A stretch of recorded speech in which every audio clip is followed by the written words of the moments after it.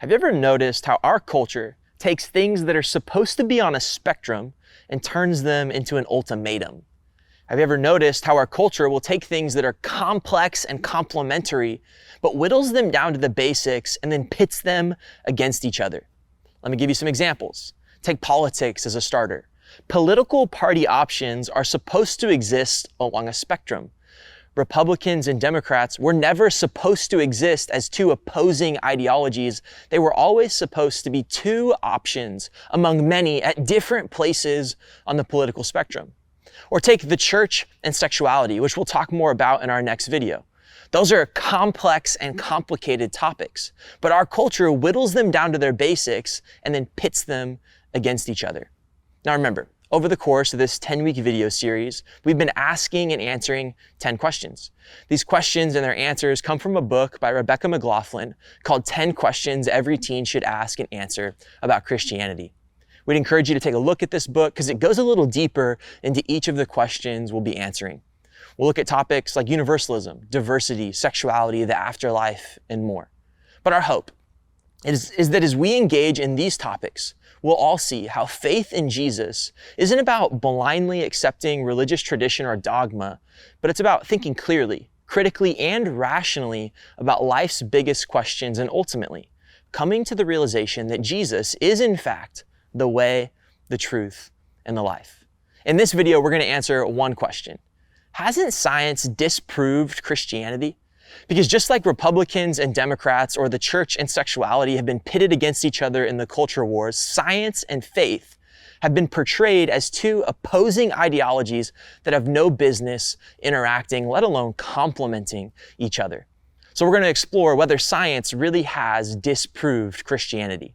And my hope is that you'll see that science and faith were never supposed to be enemies, but are designed to exist together and help humanity flourish. You see, one of the dominating narratives of the 20th century goes something like this.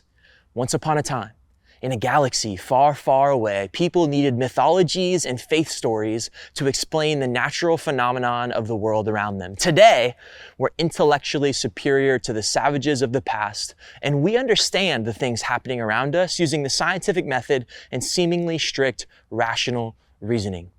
You see, the narrative today is that the stories and allegories of religion are irrelevant and obsolete in the face of a rational scientific understanding of the world. But the question is that true? Has science allowed us to outgrow religion? Is science designed to replace a religious understanding of the universe? A quick dive into the history of modern science quickly answers the question. It doesn't take long before we stumble on the indisputable fact that the first modern scientists were Christians. Now, this is important. The first modern scientists were led to create the scientific method and to study the physical universe in a rational, systematic way because they believed in the God of the Bible.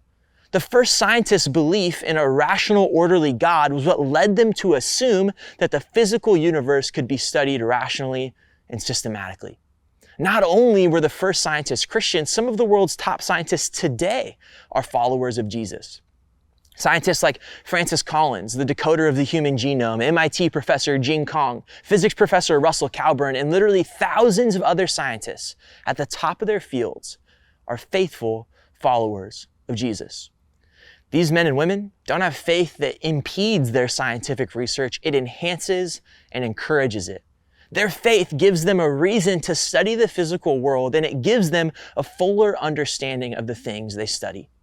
Obviously, science at its core, both in the past and in the present, isn't an ideological enemy of faith in God. Rather, it's an overflow of the understanding that a good, orderly, rational God would create a good, orderly, and rationally understandable universe that operates under observable principles and laws.